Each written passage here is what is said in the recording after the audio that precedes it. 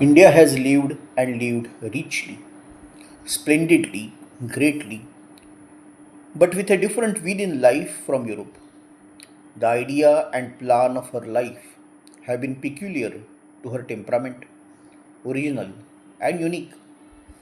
Her values are not easy to seize for an outsider, and her highest things are easily open to hostile misinterpretations by the ignorant precisely because they are too high for the normal, untrained mind and apt to shoot beyond its limits. Bharat सदियों से जी रहा है और ऐश्वर्य संपन्नता से जी रहा है, आंतरिक और बाह्य ऐश्वर्य से पूर्णतः जी रहा है, रसिकता से जी रहा है, वैभवशाली जी रहा है, महानता से जी रहा है। लेकिन उसका मूल जो जीवन का शक्ति स्रोत है, उसकी जो इच्छा है जीवन के पीछे की, वो इच्छा ही यूरोप से अलग है। उसके जीवन का पूर्ण जो प्रारूप है और उसके पीछे की संकल्पना है, वो उसके अपने स्वभाव के अनुसार एकमेवा द्वितीय ऐसी है, बहुत ही अलग है, एकमेव है, स्वयंभू है। और इसलिए उसके जो मूल्य है वो किसी बाहर से देखने वाले को आसानी से समझ में नहीं आते। उसकी जो महत्तम चीज़ें हैं, सबसे महान चीज़ें हैं, वो भी किसी व्यक्ति के ऊपरी ऊपरी देखने में हो सकता है कि प्रचंड शत्रुत्व की दृष्टि से वो देखे या उसको गलत तरीके से उसको समझे। इस प्रकार से एक अज्ञानी व्यक्ति, भारतीय ज्ञान की दृष्टि से अज्ञानी, भारतीय परिप्रेक्ष्य और दर्शन की दृष्टि से जिसे पता नहीं है कि उसकी मूल्य और उसकी जीवन धारा कितनी अलग है, वो अत्यंत हीन भाव से या विरोधी भाव से, शत्रुत्व के भाव से उसको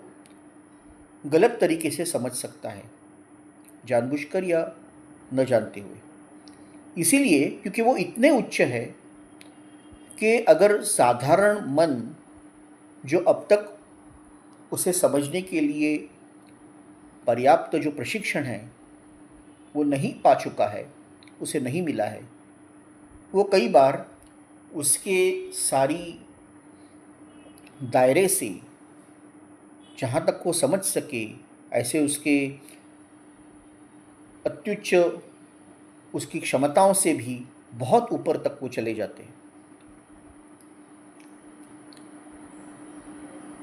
म्हणजे भारत ज्या पद्धतीने अनादी कालापासून आपलं जीवन जगत आलेलं आहे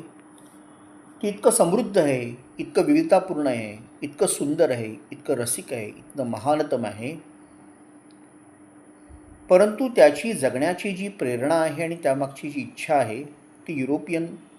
इच्छेपेक्षा, त्यांच्या प्रेरणेपेक्षा वेगळी आहे। जीवनाचा त्याचं जे प्रारूप आहे, त्यामागची जी कल्पना किंवा संकल्पना आहे ती त्याच्या स्वतःच्या स्वभावानुसार अगदी वेगळी आहे। त्याची अशी स्वतःची आहे, स्वयंभू आहे, एकमेव आहे, एकमेवा द्वितीय आहे असं म्हटलं तरी चालेल। त्यामुळे बाहेरून एखादा माणूस जेव्हा सहजपणे बघतो, फार काही खोलात जाऊन किंवा फार काही विचार न करता जेव्हा त्याच्या ह्या मूल्यांकडे बघतो, भारत मातेच्या मूल्यांकडे जेव्हा तो बघतो, तेव्हा त्याला सहजपणे ते गवसत नाहीत, कळत नाहीत, पकडता येत नाहीत। आणि म्हणूनच तिच्या भारत मातेच्या, भारतीय संस्कृतीच्या सर्वोच्च आणि महानतम अशा गोष्टीसुद्धा एखाद्या अज्ञानी टीकाकाराच्या किंवा वरवरचं पाहणाऱ्या व्यक्तीच्या अत्यंत क्रौर्यपूर्ण, अत्यंत शत्रुत्व बाळगणाऱ्या आणि अतिशय सहानुभूती नसलेल्या अशा प्रकारच्या टीकेला किंवा आघातांनाही बळी पडू शकतात। याचं कारण हेच आहे की ते इतके उच्च आहेत, इतके एकमेव आहेत की साधारणतः जे मन मनुष्याच्या नेहमीच्या पातळीवरून विचार करणारं असतं, ज्याला अशा प्रकारचं प्रशिक्षण मिळालेलं नसतं, त्या व्यक्तीच्या आकलन क्षमतेच्या कित्येक पटीने वरतून ते आपले हे अमोघ बाण आहेत त्यांचा वर्षाव करतात आणि म्हणूनच त्याच्या ते पट्ट्यातच येत नाहीत, त्यांना ते कळतच नाहीत. आणि म्हणून मग असे व्यक्ती त्या मूल्यांकडे, जीवनदृष्टीकडे किंवा त्यातल्या सगळ्या संकल्पनांकडे एक तर अज्ञानाने किंवा जाणीता त्याला समजू शकत नाहीत, त्याच्यावर टीका करतात, त्याचा चुकीचा अर्थ काढतात. आणि दुर्दैवाने केवळ तेच नाही, तर भारतीय लोक जे तशा शिक्षणाचे बळी आहेत किंवा त्याच अजून शिक्षणात गुंतलेले आहेत, त्याच पद्धतीने आपलं स्व गमावून बसलेले आहेत, त्यांनाही म्हणूनच त्यांचीच पद्धती किंवा त्यांचं आकलन किंवा त्यांचं थिटं हे टीकास्त्रसुद्धा खरं वाटायला लागतं. So there are three powers that we must grasp in order to judge the life value of a culture. There is first the power of its original concept of life. There is next the power of the forms, types, and rhythms it has given to life. There is last the inspiration, the vigor, the force of vital execution of its motives manifested in the actual lives of men and of the community that flourished under its influence. किसी भी संस्कृति के या विरासत के जीवन मूल्यों को या उसकी जीवन धारा को अगर आपको सही में आकलन करना है, उसके बारे में समझना है, उसका मूल्यमापन करना है, तो आपको ये समझना होगा कि उसकी 3 शक्तियाँ हैं, वो कौन सी है। कौन से 3 शक्तियों से अगर आप परिचित होते हैं, उन्हें पकड़ पाते हैं, तभी आप इन जीवन मूल्यों को और जीवन धारा को इस संस्कृति के समझ पाते। पहला उसका जो भाग है, पहली जो शक्ति है उसकी, वो शक्ति जीवन विषयक उनकी जो संकल्पना है, जीवन क्या है, किस लिए है, कैसे है, वो आया कैसे इस जड़ जगत में, ये कल्पना उसकी मुख्य कल्पना है। प्रथम कल्पना, प्रथम शक्ति उसकी, ये संकल्पना कितनी सुदृढ़ है, कितनी सर्वंकष है, कितनी वैज्ञानिक है, ये देखना होगा, कितनी ऊर्ध्वगामी है, ये देखना पड़ेगा।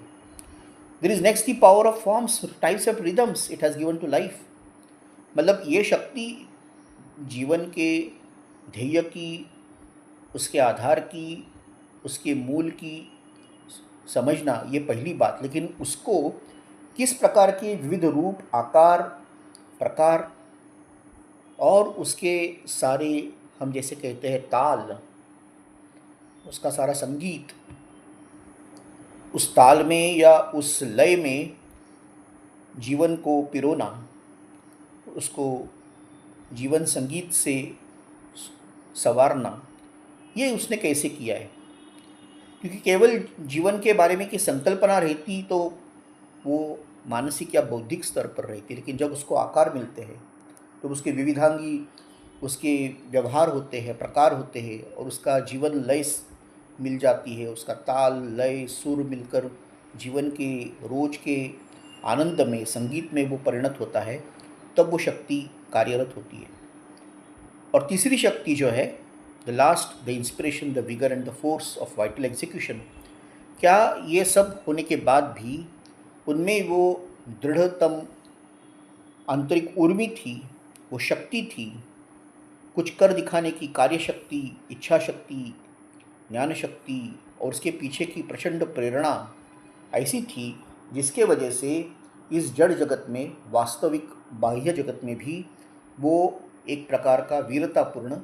और प्राणमय आविष्करण उन सारी चीज़ों का कर पाए। अगर ऐसा कर पाए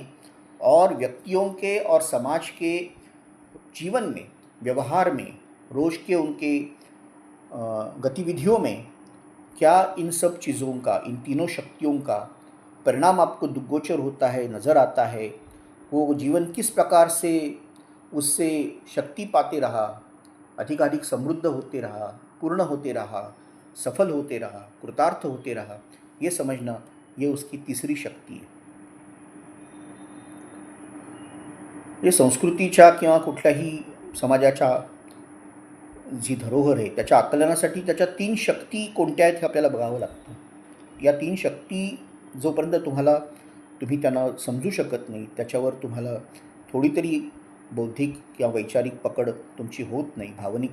त्याचा आधार तुम्हाला समजत नाही, तोपर्यंत त्या संस्कृतीच्या जीवनमूल्यांबद्दल किंवा त्याच्या महत्त्वाबद्दल तुम्ही काही सांगू शकत नाही. ते सांगणं चुकीचं होतं.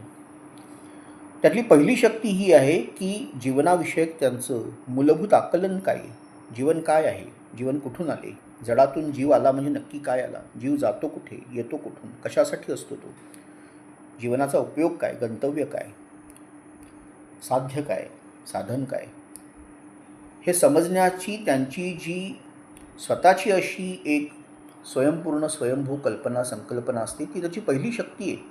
ती कल्पना किती पूर्ण आहे, किती चांगली आहे, किती वैज्ञानिक आहे, किती सखोल आहे, किती सर्वंकष आहे, किती मानव्य त्याच्यात आहे, किती दैव त्याच्यात आहे, दैवीपण आहे, यातून त्याच्यात शक्तीचा भाग अधिकाधिक समजतो. दुसरी जी शक्ती आहे ती ह्या मूळ कल्पनेला किंवा संकल्पनेला त्यांनी कुठली कुठली वेगळे आकार रूपं दिली, त्याला कुठल्या कालात कुठल्या लयीमध्ये त्यांनी त्याला गुंफलं, जेणेकरून जीवनाच्या बाह्य सगळ्या बहिरंग जो आहे त्याच्यात सुद्धा ठिकठिकाणी आपल्याला त्याचा उद्घोष दिसेल,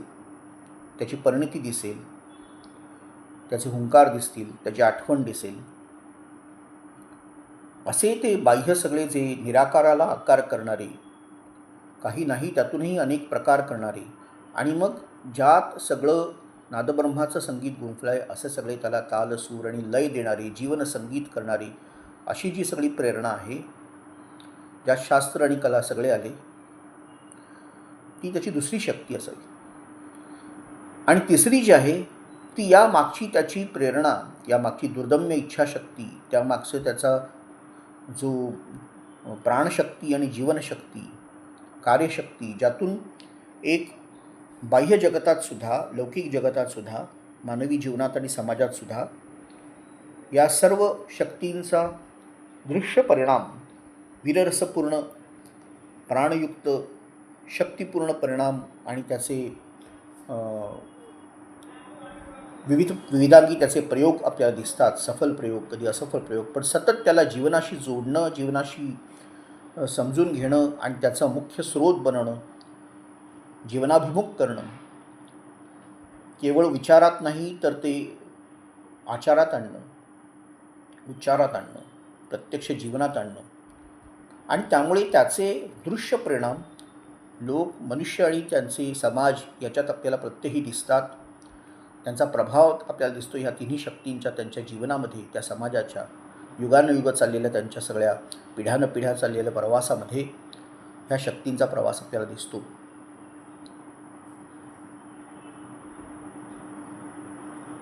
युरोपियन कन्सेप्शन काय आहे असं जर कोणी विचारलं तर आपल्याला कळेल की